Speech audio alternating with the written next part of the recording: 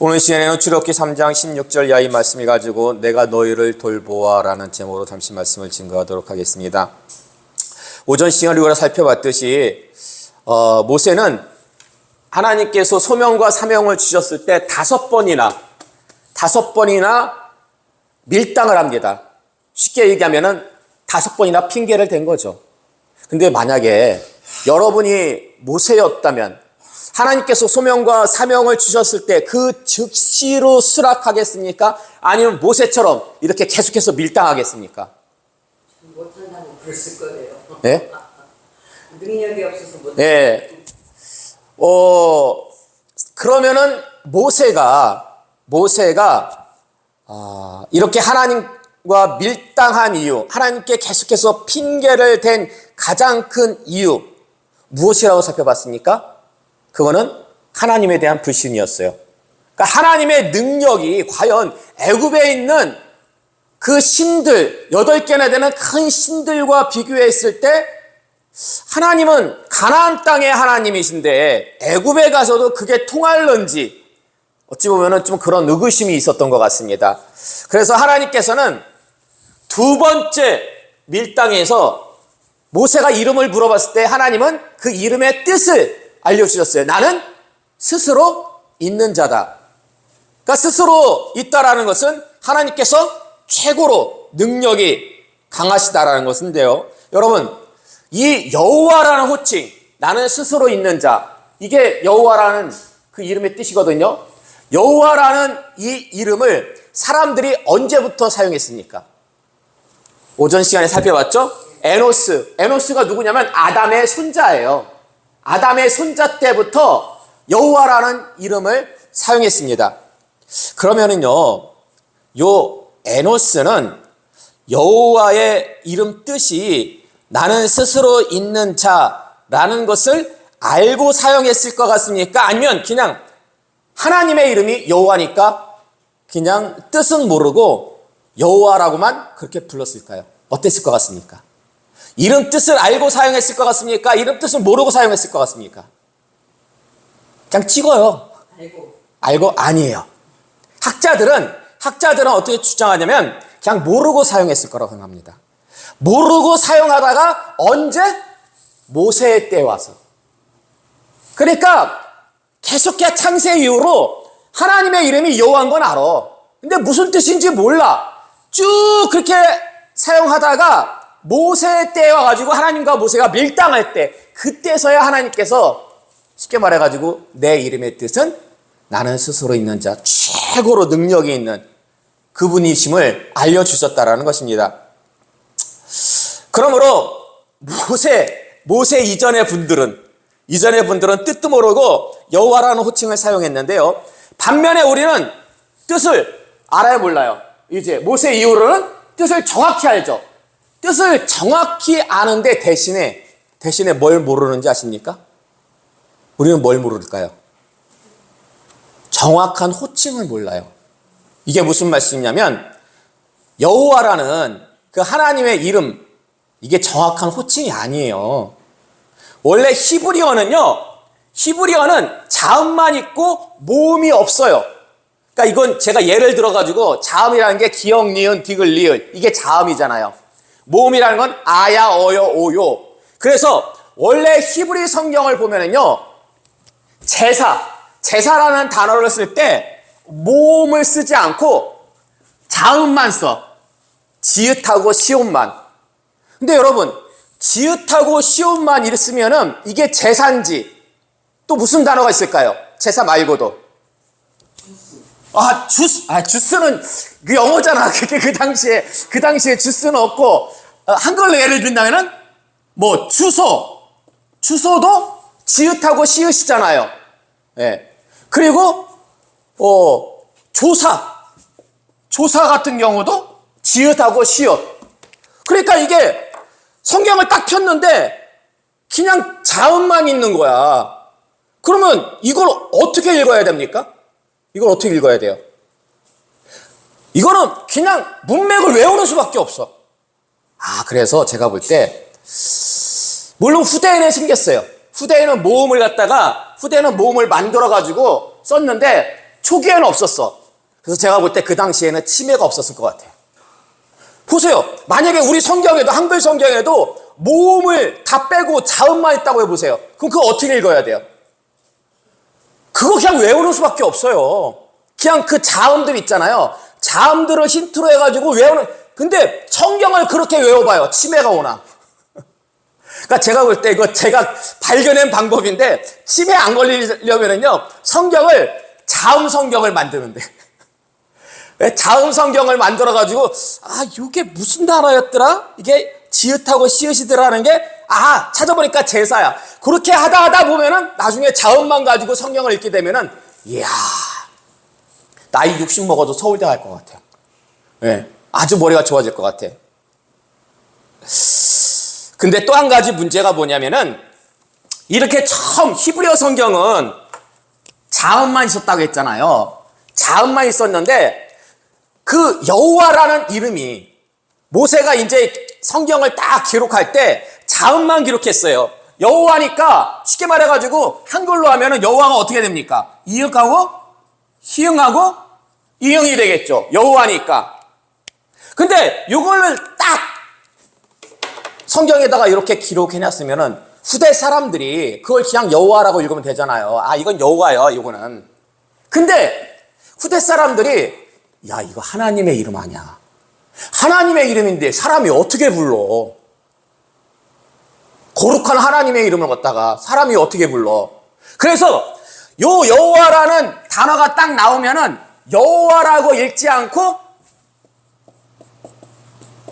히브리어로 아도나이. 아도나이가 뭐냐면은 나의 주란 뜻이에요. 나의 주. 나의 주. 예. 그래서 이 여호와를 아도나이라고 해가지고 그렇게 읽다 보니까 시간이 점점 흐르다 보니까 아도나이는 아는데 여호와에 대한 정확한 발음을 모르게 되는 거야. 정확한 발음을 몰라요. 그러면 지금 우리가 쓰는 그 여호와라는 단어는 어떻게 생긴 거냐? 사람들이 이게 분명히 자음만 있으니까 여기다 여러 가지 모음을 갖다 붙이면은 여러 가지 말들이 생길 수가 있잖아요. 그래서 아도나이의 모음을 여호와에다 갖다 붙였어. 갖다 붙이다 보니까 여호와 하나만 나오는 게 아니야. 그렇게 갖다 붙이니까 예호와도 나오고 야외도 나오고 야훼도 나오고. 야외라고 혹시 들어보셨어요? 예? 예. 성경에 그 예전에 보면 순복음께서 또 야외 하나님께, 그러니까 그게 그런 번역의 차이 때문에. 그래서 정확한 명칭은 지금 몰라. 하나님 여호와의 이름을 갖다가 그냥 우리는 그냥 여호와라고 그냥 쓰자 해가지고 그냥 쓰는 거예요. 그래서 정확한 그 여호와의 명칭을 알고 싶으면은 하늘나라 가는 수밖에 없어. 거기 가가지고 아는 수밖에 없습니다.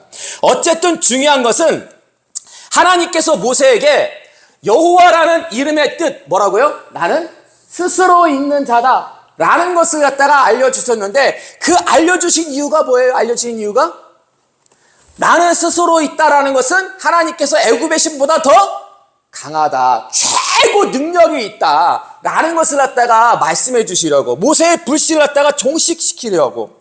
그리고 더불어 가지고 하나님께서는 여호와를 말씀하시면서 나는 너희 조상 아브라함의 하나님, 이삭의 하나님, 야곱의 하나님이다. 근데 그렇게 언급하신 이유가 뭐예요? 그 조상들을 언급하신 이유, 바로 그 조상들에게 무엇을 약속하셨어요? 가나안 땅을 주시겠다고 약속하셨잖아요. 예? 그래서 그 약속을 기반으로 해가지고, 그 언약을 기반으로 해서 이제 때가 됐다. 이제 출애굽해가지고 너희들이 가나안 땅에 들어가면은 내가 너희 조상들에게 약속한 가나안 땅을 주겠다, 안 주겠다? 주겠다라고 그렇게 모세에게 알려주신 거예요. 근데 사실 그것만 알려주신 게 아니에요. 그것만 알려주신 게 아니고, 이게 오늘 본문 우리가 출애굽기 4장 16절부터 22절부터까지 살펴봤는데, 하나님께서 더 알려주신 것이 있어요. 그게 뭐냐면은 16절부터 17절까지는 모세에게 그럽니다. 너가 이제 이스라엘, 그 애굽 땅에 있는 이스라엘 백성들에 가면은 이스라엘 장로들을 모아가지고 그 장로들에게 무슨 얘기 할 것인지를 하나님께서 알려주셔요. 그런 다음에 18절에는요, 너가 그런 다음에 바로에게 가. 바로에게 가가지고 무슨 얘기할 것인지를 하나님께서 알려주셔요.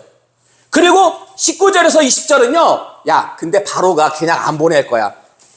내가 여러 가지 하나님께서 이적을 베푸신 후에 그런 다음에 출애굽이 될 거야. 그리고 마지막 21절에서 22절에는요, 근데 너희가 그냥 나오지 않을 거야. 애굽 사람들로부터 은금, 온갖 재물들을 얻어가지고 출애굽하게 될 거야. 그러니까요, 오늘 본문 말씀 보면은 하나님께서는 모세에게 그 소명과 사명을 맡기시면서 단순히 자신의 이름이 여호와, 최고로 강한 신인 것을 갖다가 알려주신 것뿐만 아니라 애굽에 가가지고 해야 될 일들, 일어날 일들, 모든 것을 하나님께서는 다 알려주셨다라는 것입니다.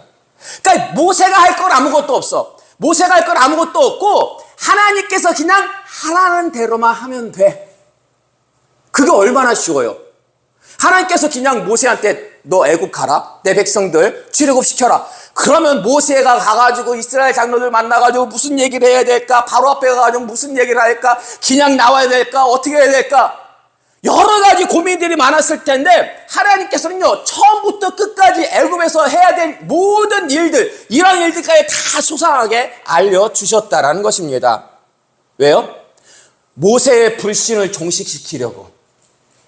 그러나 그럼에도 불구하고 모세는 여전히 못 믿어해요, 하나님을. 그래서 오늘 오전에 우리가 봉독했던 출애굽기 4장 1절의 말씀, 그 주보 뒷면 위에서 두 번째, 주보 뒷면 위에서 두 번째 출애굽기 4장 1절의 말씀 함께 봉독하겠습니다. 시작. 모세가 대답하여 이르되 그러나 그들이 나를 믿지 아니하며 내 말을 듣지 아니하고 이르기를 여호와께서 내게 나타나지 아니하셨다 하리이다. 아멘. 그러니까 지금 모세는요, 하나님께서 다 알려주셨어요. 자신의 이름뿐만 아니라 애굽에서 행할 일들을 다 알려주셨는데 그럼에도 모세가 뭐라고 하는지 아십니까? 예? 이건 핑계예요. 이스라엘 백성들을 핑계 삼아가지고 자신의 불신을 난 그래도 못 믿겠습니다, 하나님. 이거예요. 괜히 이스라엘 백성들이 그들이 저를 못 믿을 것 같은데요. 이건 핑계고 실제 속마음은 저는 그래도 하나님 못 믿어요. 근데 하나님께서 이렇게 다 알려주셨음에도 불구하고 모세가 이렇게까지 하나님의 능력을 불신하는 이유가 뭘까? 제가 볼 때요, 그 불신의 원인 중에 하나는 자신의 경험을 하나님의 말씀보다 더 중요하게 여겼기 때문인 것 같아요. 이게 무슨 말씀이냐면 모세는 40년 전에 아주 큰 사건이 있었죠. 어떤 사건이에요? 이스라엘 사람들을 도와주려다가 오히려 배신당해가지고 도망자 신세가 됐잖아요. 근데 그게요, 40년 동안 광야에서 그 기억이 그냥 깨끗이 지워버렸으면 좋겠는데 은혜가 아니잖아요. 은혜가 임하지 않으면 나쁜 일들은요 더 자라요. 더 강해져요. 그 안 좋았던 일들이 광야에서 40년 동안 굳어져가지고 아주 큰 트라우마로 성장했다라는 것입니다. 그래서 지금 하나님께서 모든 것을 다 알려주심에도 불구하고 귀에 들어오지도 않고 믿어지지도 않았던 것 같은데요, 여러분. 히브리서 11장 1절의 말씀 볼까요? 히브리서 11장 1절의 말씀, 맨 마지막에 있습니다. 함께 봉독하겠습니다. 시작. 믿음은 바라는 것들의 실상이요 보이지 않는 것들의 증거니. 아멘. 요 말씀을 공동번역에서는 이렇게 번역하고 있습니다. 믿음은 우리가 바라는 것들을 보증해주고 볼 수 없는 것들을 확증해 줍니다. 그러니까 믿음이라는 게 뭐냐? 믿음이라는 것은 바라는 것을 보증하고 확증해 주는 거예요. 여러분, 지금 우리가 바라는 게 뭐예요? 우리 교회가 바라는 거 뭐예요? 권사님, 지금 우리 교회가 바라는 게 뭐예요? 사랑으로 교회를 건축하는 거죠. 예. 그러려면 뭐가 필요해요? 그러려면 우리 힘 가지고는 사랑으로 교회 건축 못 하잖아요. 그렇죠. 성령의 내주가 필요합니다. 근데 보세요. 진짜 성령이 우리 가운데 내주해가지고 우리 교회가 올해 안에 사랑으로 건축될 것을 믿습니까? 믿어요. 자, 근데 믿음도요, 그러니까 예수님도 제자들한테 이 믿음이 작은 자들아, 적은 자들아, 책망하셨잖아요. 그러니까 믿음도 대소가 있어요. 그러면은 그렇게 될 것을 권사님 몇 프로 믿으세요? 몇 프로 정도 믿으세요? 정말 성령이 임재해가지고 교회가 사랑으로 건축되어질 것을 몇 프로 정도 믿으세요? 60%. 60%. 예. 저는 몇 프로 믿을 것 같아요? 저는. 아니에요. 솔직히요, 저도 왔다 갔다 합니다. 막 은혜 받을 때는 90% 믿다가도 은혜가 떨어지면은 막 50% 밑으로도 내려가고 그래요. 아, 진짜 그런 일이 있을까? 근데 왜 그런지 아십니까? 저도 모세처럼 뭐가 없어요? 경험이 없어요. 저도 경험이 없어요. 아니, 우리 교단 안에 그래도 가까운 교회들은 제가 쭉 이 교단에서 자랐고 이 교단에서 부교육자 생활도 했고 개척까지 했잖아요. 솔직히 제가 볼 때 우리 교단에는 그런 경험을 한 교회들이 없어요. 외부 교단은 있겠죠. 여기 그 안천교회 엊그저께 이제 남부노회 목사 연수회가 있어가지고 그 저쪽 대부도에서 이제 행사를 가졌는데 그때 안천교회 부목사님 중에서 이지연 목사님이라고 있는데 이 분이 좀 특이해요. 그 바포 목사라고 아십니까? 바포 그 저쪽 어디죠? 청계천인가 그쪽에서 바포 주는 목사. 노숙자들한테 굉장히 TV에도 많이 나오고 유명하신 분이에요. 그러니까 그분하고 같이 일을 하다가 어떻게 안천교회 와가지고 이제 부목사를 이렇게 이제 지금 하고 있는데 무슨 얘기를 나누다가 이렇게 같이 그 차 마시다가 그 목사님이 뜻밖의 뭐 그런 얘기를 해요. 자기가 어렸을 때 다니던 교회가 작았대요. 작았는데 어느 순간에 10,000명, 20,000명으로 교회가 성장했다라는 거예요. 그런 교회가 있어? 교회 무슨 교회예요? 그러니까 명성교회래. 명성교회. 김상원 목사님 명성교회. 어릴 때 그 교회를 다녔던 거야. 그 교회를. 예. 그러니까 제가 볼 때 명성교회라든지 아니면 저 순복음교회, 여의도 순복음교회 누구 어느 목사님? 조영기 목사님이라든지 그분들은 제가 볼 때 다 크게 그분 성령 충만한 은혜를 입고 사역을 했기 때문에 교회가 그렇게 크게 그렇게 성장한 거야. 뭐 예전에 어느 제가 아는 선배 목사님들이 그러더라고요. 성령의 그 충만한 힘이 없이 인간의 힘 있잖아요. 어떤 지적인 능력 이런 거 가지고도 프로그램 잘 활용하고 그러면은 1,000명 미만까지는 교회가 성장할 수 있대요. 1,000명 미만까지는. 근데 1,000명 이상 되는 교회들이 있잖아요. 수천 명이 되고 수만 명이 되고 뭐 하영재 목사님이라든지 온누리교회 이런 교회가 명성교회 그런 순복음교회가 되려면은 성령님의 인이 아니구나. 오순절날 이만 성령과 같이 큰 성령의 위로부터 능력을 힘입어가지고 조영기 목사님 어때요? 막 병자를 일으키고 막 그랬잖아요. 능력이 막 나타나잖아요. 말씀 가운데 막 꼬꾸라지고 안진뱅이가 일어나고 능력이 임했으니까. 근데 우리 교단에는 없어. 제가 부교육자 생활 그래도 꽤 했어요. 내 교회 5교회를 거쳤거든요. 좀 큰 교회들 못 봤어. 제가 아는 게 없어. 그러니까 저도 경험이 없으니까 경험이 없으니까 정말 하나님께서 우리 교회에 성령을 보내주셔가지고 사랑으로 교회를 건축하실까? 이게 때로는 이게 그래서요 보니까 똑같아요. 그 모세는요 자신의 그 경험치로 인해 가지고 지금 하나님의 말씀을 불신하는 거야. 근데 저도 모세처럼 제가 가진 그 경험치, 그 경험치가 제 믿음을 흐릿하게 만드는 거예요. 흐릿하게. 그러나 성경은 분명히 증거하고 있습니다. 성경은 믿음이 뭐냐? 바라는 것을 보증해주고 확증해주는 것이 믿음이다. 근데 여러분 이걸 아셔야 돼요. 히브리서 11장의 말씀 바라는 것을 거기서 바란다는 게 우리가 바라는 게 아니더라고요. 원어적으로 보면 거기서 바라는 것은 우리가 바라는 것이 아니라 하나님이 바라는 거예요. 하나님의 원하심. 그러니까 참된 믿음은요, 내 욕심, 내 소욕을 쫓는 게 아니에요. 기도를 통해 가지고 하나님의 뜻이 무엇인지 말씀을 통해서 깨닫고 그것을 소망하는 것, 추구하는 것, 그게 바로 믿음이에요. 자, 보세요, 여러분. 성령이 임한다. 이거요, 제가 계획하고 제가 주장하는 거 아니에요. 오전 시간에 살펴봤듯이 에스겔서를 통해 가지고 요엘서를 통해서 구약의 하나님께서 분명히 새 영을 너에게 부어주리니 약속하셨어요. 예수님께서 또 다른 부활사를 너에게 확증하셨어요. 성령의 임재는요, 하나님의 약속이에요.